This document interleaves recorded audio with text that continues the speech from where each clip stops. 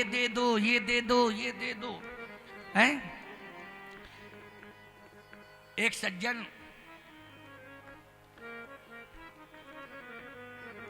कामतानाथ जी का दर्शन करके मेरे पास आए। बोले महाराज जी हम अब नहीं आएंगे कामतानाथ। क्यों, क्या बात है? बोले पहली बार तो आए। हाँ तो क्या हो गया, तू बोलता क्यों नहीं है? आए नहीं आएगा तो नहीं आएगा, लेकिन बात क्या है? कहे पहली बार तो आया हूं और 2500 के जूते पहन के आया था, मंदिर के बाहर रख दिए, दर्शन करने गया, लौट के आया, हमारे कोई जूते ही ले गया। मैंने खोपड़ी पकड़ ली अपनी। बोले महाराज जी पहली बार आया था, लेकिन ये नहीं जानता था कितना बड़ा नुकसान होगा। हमारे जूते उठा के कोई चला गया। क्या है भगवान की महिमा बताइए आप। हमने कहा तुम बहुत बड़े बेवकूफ हो। कामतानाथ जी पूरे विश्व की रक्षा करें कि तेरे जूतों की रक्षा करें? क्यों भैया, पूरे विश्व की रक्षा करेंगे कि केवल तेरे जूते ही रखाते रहे? हमने कहा कितनी तेरी निकृष्ट सोच है, कितनी हल्की सोच है, हैं? पहली बात तो यह है कि भगवान के दरबार में अरे भरत आए थे, भगवान राम स्वयं कामतानाथ में आए तो बिना परित्राण के खड़ाऊं का त्याग करके आए। बोलो आए कि नहीं आए, जल्दी बोलो, आए कि नहीं अयोध्या से? हमने कहा तू राम से भी बड़ा है क्या, जो 2500 के जूते पहन के चला आया यहां? उनके छोटे भाई भरत, वो भी बिना जूता चप्पल के, बिना परित्राण के चित्रकूट आए। हमने कहा तू उनका भी, उनसे भी बड़ा है, और फिर कहता है कि हम नहीं आएंगे कभी चित्रकूट। मैंने कहा तेरे प्राण चले जाते तब तो हम कहते कि प्रभु बहुत बड़ा नुकसान हो गया। हम कहा तेरे जूते कोई चोर ले गया है तो इस पर तू प्राण दे रहा है, इस पर तू प्राण दे रहा है। खबरदार माताओं, तुम्हें भी हिदायत दे रहा हूं, कभी भी मंदिर भीड़ भाड़ में जाओ, कभी सत्संग कथा में आओ तो सोने के आभूषण, कीमती आभूषण पहन के मत आओ, कोई जरूरत नहीं है। अगर कहीं कोई स्थिति ऐसी आ जाती है तो कथा परिसर बदनाम होने लगता है, होने लगता है कि नहीं? वहां गए थे कथा सुनने, ऐसा हो गया वैसा। क्या जरूरत है सोने के आभूषण पहन के आने की? मंदिर की भीड़ भाड़ में जाओ, कभी बहुत कीमती आभूषण पहन के मत जाओ। कथा सुनने आओ, कीमती आभूषण पहन के मत आओ, घर में सुरक्षित रख के आओ। यहां यदि आपको आना ही है, मंदिर में दर्शन करने जाना है, तो सुंदर स्वभाव को लेकर के जाओ, भाव और स्वभाव को लेकर के जाना चाहिए। क्या लेके जाना चाहिए? भाव और स्वभाव। सरलता का आभूषण पहन करके आओ, सरलता का आभूषण पहन करके आओ। मैं केवल मात्र शक्ति से ही नहीं कह रहा हूं, मैं पुरुषों से भी कह रहा हूं, ये भ्रात शक्ति जो बैठी है इससे भी कह रहा हूं। कौन सा आभूषण पहन के आना है? सरलता का, कि हम बैठे हैं, बगल वाले को भी जगह दे दे, आ जाओ भैया। ये नहीं कहा पहलवानी कर रहे हो, ये अखाड़ा है क्या? क्यों भाई? नहीं नहीं, सरलता का आभूषण पहन करके आओ, स्वयं बैठो, बगल वाले से कहो आओ भैया, आ जाओ आ जाओ आ जाओ। क्यों? यही होना चाहिए कि नहीं? सरलता, यही सरलता होनी चाहिए। यहां जगह का अभाव है, फील्ड छोटा पड़ गया है तुम्हारा, लेकिन 2 दिन और रह गए हैं। सभी को बैठने के लिए कैसे तुम बिठा सकते हो, इसके लिए हम 2 दिन तक तुम्हारे स्वभाव को देखेंगे और उसी के मुताबिक आशीर्वाद भी देंगे। बस ध्यान रखना इस बात का कि बैठने वालों को कष्ट नहीं मिलना चाहिए, किसी भी प्रकार का कोई कष्ट नहीं होना चाहिए। ये प्रतीक्षा मत करना कि आयोजक मंडल आवे फिर बैठने की व्यवस्था करे। एक एक श्रोता यहाँ का आयोजक है, आयोजक के रूप में श्रोता बैठा हुआ है, स्वयं व्यवस्था बनावे श्रोता। ये आपने परिसर को चित्रकूट बना दिया। आज ये परिसर चित्रकूट, एक दिन बना था अयोध्या, एक दिन बना था मिथिला, क्यों, जनकपुर धाम, और आज क्या बन गया है, आज चित्रकूट धाम बन गया है। चित्रकूट धाम से संबंधित ही आज की कथा, जिसे आप सुन करके बहुत बड़ा शक्ति संबल प्राप्त करेंगे, हासिल करेंगे। बस आप तो सुनते जाइए, आनंद रहेगा, बहुत आनंद रहेगा। भगवान श्री राम कामदगिरि पर्वत पर निवास कर रहे हैं। विशेषता यह है कि अवलोकत अवलोकत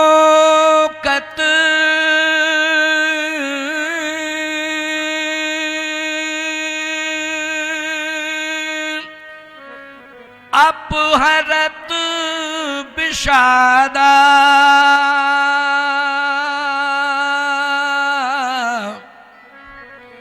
कामद भय गिरिराम प्रसाद।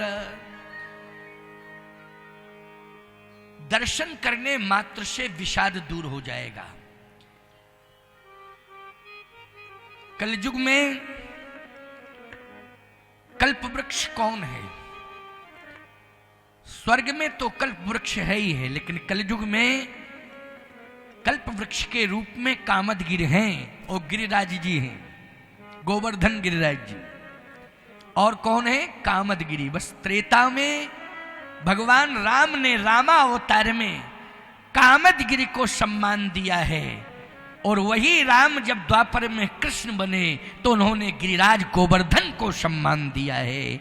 इसलिए राम और कृष्ण, कामदगिरि और गोवर्धन गिरिराज, इन दोनों में अंतर नहीं है। जैसे राम और कृष्ण में अंतर नहीं है, वैसे ही कामदगिरि और गोवर्धन गिरिराज जी में कोई अंतर नहीं है।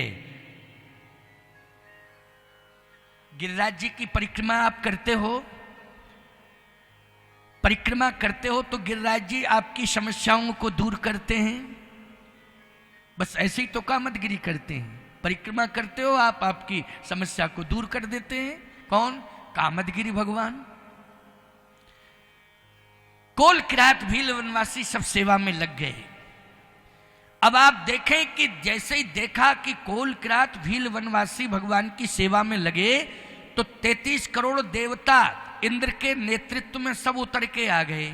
चित्रकूट में आ गए ये सब, जितने भी तीर्थ थे, तीर्थों के महात्मा जो तपस्या कर रहे थे तीर्थों में, वो सब तीर्थ छोड़ छोड़ करके आ गए चित्रकूट। प्रमाण क्या है? कहे अमर नाग किन्नर दिशिपाला चित्रकूट आए तहीं काला राम प्रणाम कीन सब काहू ओ मुदित भयऊ लह लोचन लाहू। अमर नाग किन्नर दिशिपाला चित्रकूट आए तहीं काला। सब चित्रकूट आ गए, स्वर्ग खाली पड़ गया। अब कल्पना करो, मृत्युलोक में चित्रकूट है। कहां है? मृत्युलोक में चित्रकूट है।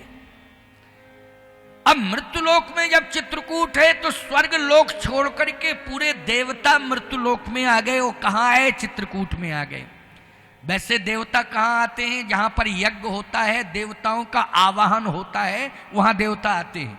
जैसे आपके इस दिमश्री में यज्ञ हो, कौन? होमात्मक यज्ञ हो, ये तो ज्ञान यज्ञ हो रहा है। जैसे होम यज्ञ हो तो होम यज्ञ में देव आवाहन किया जाता है तो 33 करोड़ देवता आ जाते हैं। आपके घर में कोई अनुष्ठान होता है तो देव आवाहन किया जाता है तो देवता आ जाते हैं। आ जाते हैं कि नहीं? लेकिन चित्रकूट में किसी ने बुलाया नहीं देवताओं को। बोलो ये विशेषता है कि नहीं? बिना ही बुलाए, ये सब चले आ रहे हैं बिना बुलाए। अरे और छोड़ो जी, भगवान भी बिना ही बुलाए आए। जैसे मिथिला में बिना बुलाए गए, वैसे चित्रकूट में बिना बुलाए गए। किसने बुलाया था चित्रकूट में, बोलो भगवान को? लेकिन बिना ही बुलाए गए। अगर तीर्थ में ही रहना था तो तीर्थराज प्रयाग तो पहले मिले भगवान को, मिले कि नहीं मिले? और प्रयाग की कितनी बड़ी महिमा है, वो तीर्थों के राजा हैं। जितने भी तीर्थ हैं उन सबके राजा हैं प्रयाग। लेकिन प्रयागराज में भगवान का इतना स्वागत हुआ, संत महात्माओं ने किया, भरद्वाज जी ने रोका भगवान को, लेकिन भगवान बोले नहीं नहीं नहीं, अब मैं प्रणाम करता हूं बेणी माधव भगवान को, प्रणाम करता हूं त्रिवेणी को, और मैं जा रहा हूं। नहीं रुके भगवान।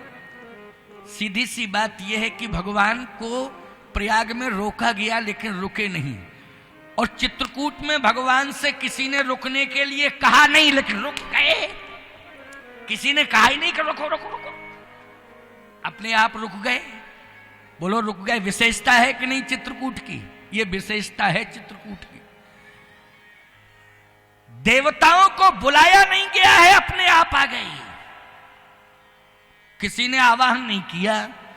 बोले अमरनांग किन्नर देश पाला, चित्रकूट आए तहीं काला, राम प्रणाम कीन सब काहू,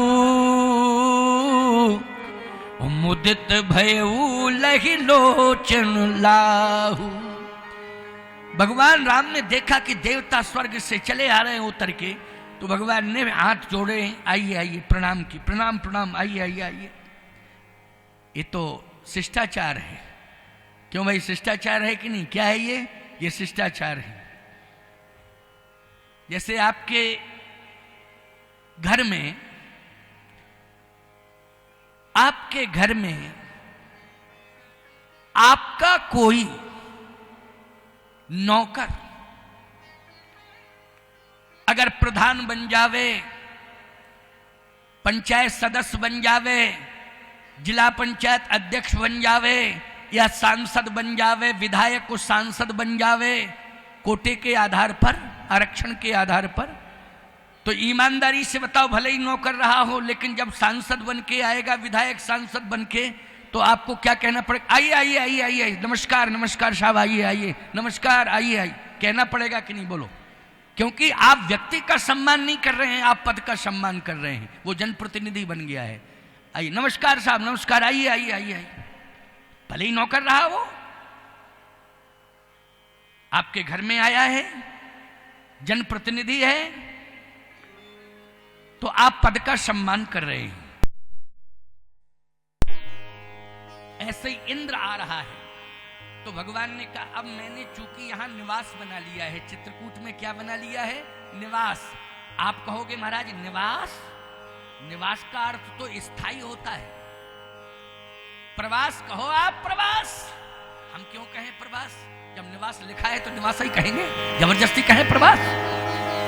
निवास लिखा है तो इसलिए निवास ही कहा जाएगा। आपको रामायण में लिखा है, रामायण में तो लिखा है, क्या महाभारत में लिखा है? रामायण में लिखा है, इसलिए मैं रामायण की बात कह रहा हूं। वाल्मीकि जी ने कहा था राम जी से, कहे चित्रकूट गिरि करहु निवासु, और तहीं तुम्हार सब भांति सुपासु। तो चित्रकूट गिरि करहु निवासु, तो वाल्मीकि जी ने कहा निवास करो, निवास। तो बोलो चित्रकूट राम जी का क्या माना जाएगा? निवास। और निवास मानी क्या होता है? घर। और प्रवास मानी क्या होता है? दूसरे का घर। हम तो 2-3 दिन के लिए प्रवास कर रहे हैं। प्रवास का मतलब है घर दूसरे का है, हम 2-3-4 दिन के लिए रुके हैं, प्रवास। उसको क्या कहते हैं? प्रवास। और निवास, हम निवास कर रहे हैं, ये तो हमारा घर है। निवास में और प्रवास में यही अंतर है। भगवान राम का घर हो गया है चित्रकूट। पूरे चित्रकूट में पॉइंट क्या चुना है भगवान ने अपने निवास का? कामदगिरी। कामदगिरी पर निवास किसका बनाया गया है? पर्णकुटी। पर्णकुटी, पर्णकुटी किससे बनती है? लकड़ी और घास का दोनों का प्रयोग होता है पर्णकुटी में, लकड़ी का और घास का, कांस का, बांस का। यही पर्णकुटी बनाने का तरीका है। आपके यहाँ तो बनते हैं नहीं, बाहर बनाते हैं लोग, छप्पड़ खप्पड़ छप्पड़ बनाते हैं, तो छप्पड़ में कांस लगता है, वो खप्पड़ में खप्पड़ और छप्पड़ में कांस। क्यों? यही प्रयोग होता है नहीं, कांस और बांस, लकड़ी, इसका प्रयोग किया गया है पर्णकुटी। ये भगवान का घर बन गया है, भगवान का घर बन गया है। मैं एक बात कहता हूं, यदि परिस्थिति प्रतिकूल हो गई है तो फिर आपको कर्ज लेने की जरूरत नहीं है कि आप कर्ज लेकर के भवन बनावे। मैं तो कह रहा हूं, मानो ना मानो ये तुम्हारी खुशी है। अगर परिस्थिति अनुकूल नहीं है, प्रतिकूल है, तो आवश्यक नहीं है कि कर्ज लेकर के मकान बनवाया जाए। आप जो है बस अपने चरित्र को उज्जवल रखें। आप झोपड़ी में रहेंगे, लेकिन चरित्र यदि आपका उज्जवल होगा तो इंद्र भी इंद्रासन छोड़ करके आपकी झोपड़ी के अंदर आएगा। ये मैं दावे के साथ कह रहा हूं, इंद्र इंद्रासन छोड़कर आएगा। बोलो, आया कि नहीं आया इंद्र इंद्रासन छोड़कर? परिस्थिति प्रतिकूल थी इसलिए घास फूस की झोपड़ी बनाई गई, कोई निमंत्रण थोड़ी दिया था कि आइए, अपने आप आए। आए कि नहीं आए उतर के? लेकिन करैक्टर की पराकाष्ठा है, चरित्र की प्रधानता है। राम जैसा चरित्र है किसी का संसार में? बोलो नहीं। राम राम है, और हम सुन क्या रहे हैं? राम का चरित्र सुन रहे हैं। बोलो, सुन रहे हैं कि नहीं? और सही बताओ, राम भले ही रघुवंश में जन्म लिए हैं, लेकिन हर वंश में राम के लिए स्थान है।